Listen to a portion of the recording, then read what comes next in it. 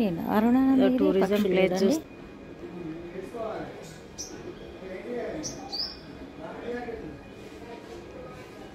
చూడండి. నేను అరుణానందగిరి ఇక మార్నింగ్ తెల్లవారిందంటే ఇక రొటీన్ స్టార్ట్ అయితే ఇప్పుడే పూజ అయిపోయింది. పూజ అయిపోయిన తర్వాత వచ్చి మరి బ్రేక్ఫాస్ట్ చేస్తున్నా. ఈరోజు ఎండుమిర్చితో చేస్తున్నా. అయితే ఈరోజు ఏరువాక పౌర్ణమి అంటారు, తర్వాత వట సావిత్రి వ్రతం కూడా చేసుకుంటారు. కానీ మనకి ఇక్కడ తెలంగాణలో ఎక్కువ నేనైతే వినలేదు.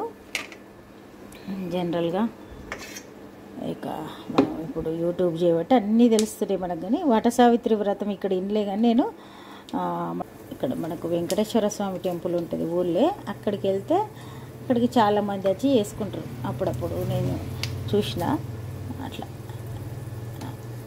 మర్రి చెట్టు కన్నా లేకుంటే రావి చెట్టు కన్నా దారం చుట్టి పూజ అయితే చేసుకుంటారు, కథ చదువుకుంటారు. ఇక అవన్నీ మనకేం ఆచారం లేదు, చేసే ఇక్కడ మనకు అలవాటు కూడా లేదు కాబట్టి అవన్నీ ఏం లేవు. నిత్య పూజ ఇక ఇప్పుడు అంతా చేస్తా.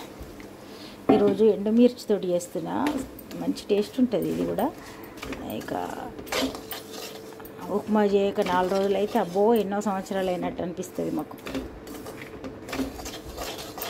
ఎండుమిర్చితో చేసినప్పుడు ఉప్మా మంచి కారంగా ఉంటుంది. 4 వేసినాం కదా సరిపోతాయి అని అనిపిస్తుంది, కారంగా ఉంటుంది.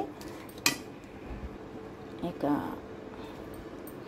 నేనైతే మామూలుగా నిత్య పూజ చేసుకున్నా. అయితే కొందరేమో విష్ణుమూర్తిని లక్ష్మీదేవి అమ్మవారిని పూజిస్తారట, కొందరేమో శివపార్వతులను పూజిస్తారట. ఇక అట్లా మనకి ఎప్పటి నుండో కూడా సావిత్రి కథ ఉంది కదా.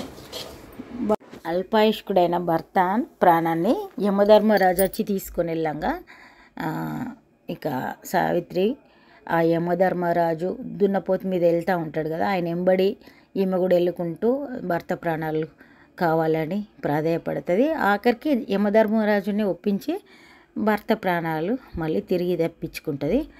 ఇక ఈ కథ మనకు ఎన్నో పురాణాలలో ఉన్నది. ఈ కథ ఈరోజు వట సావిత్రి వ్రతం రోజు చేస్తారు. ఇదంతా కూడా మర్రి చెట్టు దగ్గరలో జరిగింది కాబట్టి మర్రి చెట్టు ఓడలని తీసుకొచ్చి చేసుకుంటారు. అంతకుముందు అయితే మర్రి చెట్టు దగ్గరికి వెళ్ళి కూడా చేసుకునేటోళ్ళు. ఇప్పుడు మర్రి చెట్టు కనిపించుడే చాలా తక్కువ కదా, అంత మనకు ఆచారం అలవాటు లేదు కాబట్టి దాని గురించి డీప్గా తెలియదు. కాకపోతే చెప్తున్నా, నేను అప్పుడప్పుడు టెంపుల్కి వెళ్ళినప్పుడు చూస్తాగా. చూడండి చక్కగా రెడీ అవుతుంది ఉప్మా. మూత పెడదాం. ఇక ఇప్పుడు ఆ కథ వింటున్నా. నేను మామూలుగా నిత్య పూజ చేసుకున్నా, వట సావిత్రి కథ వింటున్నా. చూడండి ఉప్మా ఎంత చక్కగా రెడీ అయింది. ఎండు మిర్చితోటి, తర్వాత కరివేపాకు కూడా ఎండిదే మన దగ్గర, ఫ్రెష్ది లేకుంటే ఎండిన కరివేపాకు వేసిన. అప్పుడప్పుడు మనం నీడకు ఇట్లా పెట్టుంచితే ఆరిపోతాయి కదా, అది ఇప్పుడు ఉపయోగపడుతుంది. టీ కూడా పెట్టినా. ఇప్పుడు బ్రేక్ఫాస్ట్ చేసి టీ తాగుదాం. ఆల్రెడీ వట సావిత్రి కథ వింటున్నా నేను, అందుకనే ఇక అది వింటా ఉంటా. మరి మా వారికి బ్రేక్ఫాస్ట్ పెడతాం. ఉప్మా తిందాం, తిన్న తర్వాత టీ పెట్టినా, టీ కూడా తాగుదాం. ఇక్కడైతే మా వారు ఏదో చూస్తుండ్రు, నయగారా జలపాతం చూసుకుంటా. ఇక మళ్ళీ నాకు ఎప్పుడు మధ్యలక ఇవన్నీ జరుగుతున్నాయి. పొద్దున పూట ఇక ఏదో ఒకటి ఇట్లా చూసుకుంటూ బ్రేక్ఫాస్ట్ చేసి టీ తాగుతాం. ఈ టైంలోనే టీ చూస్తాం అంతే. ఉప్పు వేద్దాం, కారం వేద్దాం. అయితే పొద్దుటి నుండి పనే ఏదో ఒకటి ఎపిసోడ్ ఏదో ఒకటి ఇంటా. ఆ లోపల ఎవరిదో ఒకటి కాల్ వస్తుంది. మళ్ళీ మన బట్టలు ఇప్పుడు వర్షాకాలం స్టార్ట్ అయినట్టే కాబట్టి ఇక మార్నింగ్ వాషింగ్ మిషన్ చాలు చేయాలి. ఇవన్నీ ఉంటూనే ఉంటాయి. ఇట్లా స్టవ్ బంద్ చేస్తున్నారు లేదా మా వారు లంచ్కి రానే వస్తారు. ఇలా వాటర్ తక్కువ పడతాయి, తక్కువ వేయాలి. చాలామంది ఇది కొన్ని అదేంటిది కీమాలో కూడా ఈ మసూరి దాల్ వేసి వండుతారని విన్నా. అయితే దాంట్లో వాటర్ వేయరు, ఇక ఓన్లీ అందులో వచ్చే వాటర్లని పప్పు గింజలు ఉడుకుతాయి. ఇప్పుడు ఇంట్లో కూడా మనం ఎక్కువ వేయద్దు, ఎందుకంటే టమాటాలో కొన్ని వాటర్ ఉంటాయి కదా, దాంతో ఉడుకుతుంది. ఈ పప్పు కూడా ముద్ద ఉండద్దు, ఉంటే బాగుంటుంది. ఇగో ఇట్లా చేసిన నేనైతే ఇప్పుడు చల్లచారు చేద్దాం అనుకుంటున్నా, కాకపోతే అవసరం లేదు. మనం మామిడికాయ చట్నీ ఉన్ను ఈ పప్పుతో తింటేనే మంచిగా ఉంటుంది.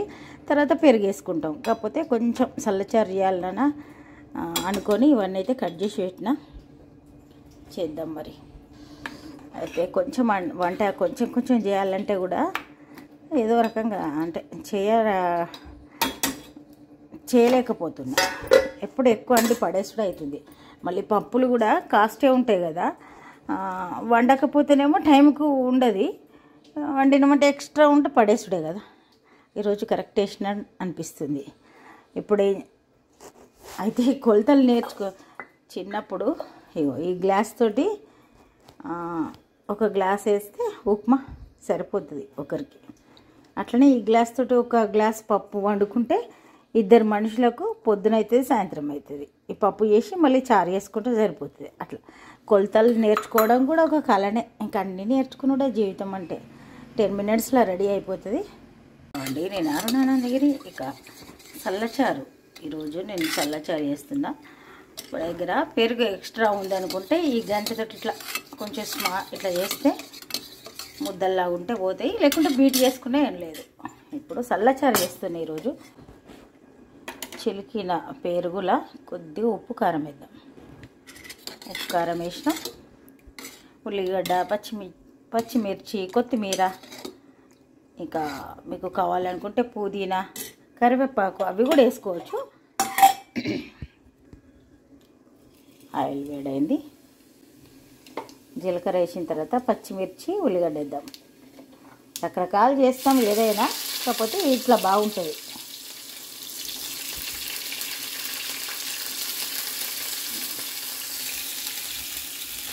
ఈరోజు అయితే నేను వంట ఈరోజు మరి మన కర్రీ చూద్దాం రండి. ఫస్ట్ అయితే ఇక్కడ ఇవి ఆనియన్స్ బ్రౌన్ వస్తే మంచిగా ఉంటుంది, అందుకు వెయిట్ చేస్తున్నా. ఆ లోపల మీకు కర్రీ కూడా చేయిస్తా. చూడండి, మన మసూరి దాల్ టమాటా పప్పు, టమాటా మసూరి దాల్ కర్రీ చేస్తున్నా ఈరోజు. ఎంత చక్కగా ఉడికింది చూడండి, సూపర్ ఉంటుంది అంతే. దీనికి కాంబినేషన్గా నేను ఈరోజు చల్లచారు చేస్తున్నా.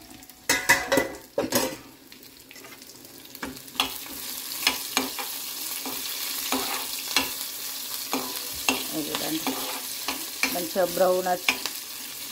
బ్రౌన్ వస్తే టేస్ట్ వేరే ఉంటుంది. మామూలుగా తెల్లగుండం చేసుకుంటే టేస్ట్ వేరే ఉంటుంది.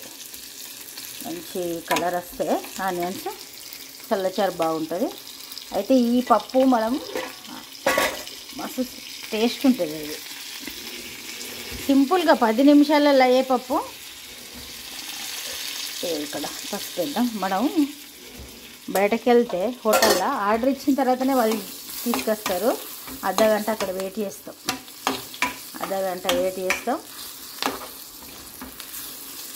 మనం ఇంట్లో వేసుకున్నది ఎంత టేస్ట్ ఉంటుందో. మనం ఇద్దరికని చేస్తే 4గురికి అవుతుంది. అట్లా ఉంటుంది కదా ఇంట్లో. ఇది చూడండి, ఇప్పుడు కొత్తిమీర వేసుకుందాం.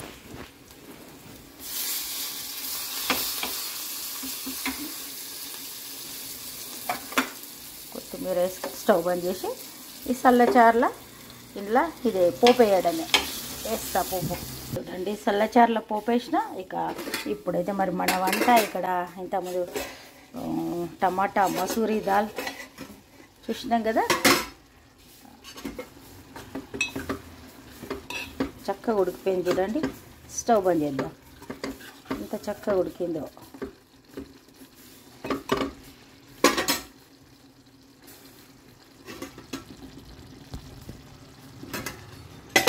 మంచి కలర్ఫుల్ ఉంది చూడండి చల్లచారు. ఇప్పుడైతే ఇంతే వంట అయింది. ఇక ఇప్పుడే ఒక చిన్న పిల్లి ఇంట్లోకి వచ్చింది. ఇక ఇప్పుడు దాన్ని అయితే బయటకు పంపించిన తర్వాత ఇక మరి వాషింగ్ మిషన్ ఆల్రెడీ అయిపోయింది. బట్టలు కూడా ఆరేస్తా. ఇక పొద్దున్న నాకు ఏదో ఒక పని ఉండనే ఉంటుంది అంతే. ఇక పిల్లితోటి పని అయిపోయిందా, కోతులు వచ్చినాయి. ఇక అట్లా జరుగుతూనే ఉంటుంది. డే అంతా కొనసాగుతూనే ఉంటుంది. నేను అరుణానందగిరి. ఇక మళ్ళీ ఈవినింగ్ టీ టైం. అసలు టైం ఉట్టిగానే గడిచిపోతుంది ఇట్లా. కొంతసేపు కోతిని చూసినా, కొంతసేపు ఏదో చదివినా అయిపోయింది. 5 అవుతున్నట్టుంది. చూడండి, అల్లం తురిమి పెట్టిన కొంచెం టీ మసలైన తర్వాత వేసిద్దాం. అంటే టీ మసలడం స్టార్ట్ అయింది.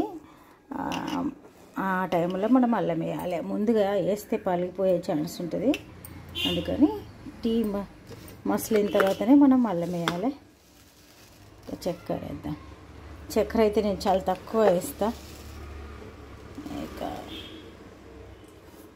సరిపోతుంది.